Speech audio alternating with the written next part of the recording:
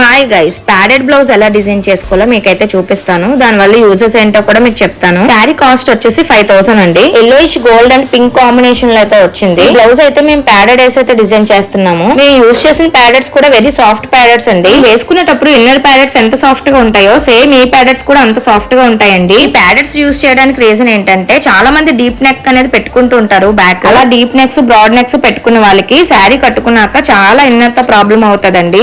మాటకి ఇన్నర్ బయటకు రావడం, అది సరి చేసుకోవడానికే మనకు టైం సరిపోతుంది. అలాగే వాళ్ళకి ప్యాడెడ్ బ్లౌజెస్ అని చాలా యూజ్ ఉంటాయి. మనం వన్స్ ప్యాడెడ్ పెట్టుకున్నాం అనుకోండి, ఇన్నర్ అయితే అవసరం లేదు. యూజ్ కూడా ఉందండి. వన్ సైడ్ ఎక్కువ శారీస్ వేసుకుంటారు కదా, అలాంటి వాళ్ళకైతే ప్యాడెడ్ బ్లౌజెస్ అనేవి చాలా బాగుంటాయి. శారీ జారకుండా ఉంటాయి. నేనైతే డబుల్ ఎక్సెల్ సైజ్ అయితే బ్లౌజ్ డిజైన్ చేశానండి. మనకి బ్యాక్ సైడ్ కూడా మనకి పైకి వచ్చేయడం అలా అవుతూ ఉంటది.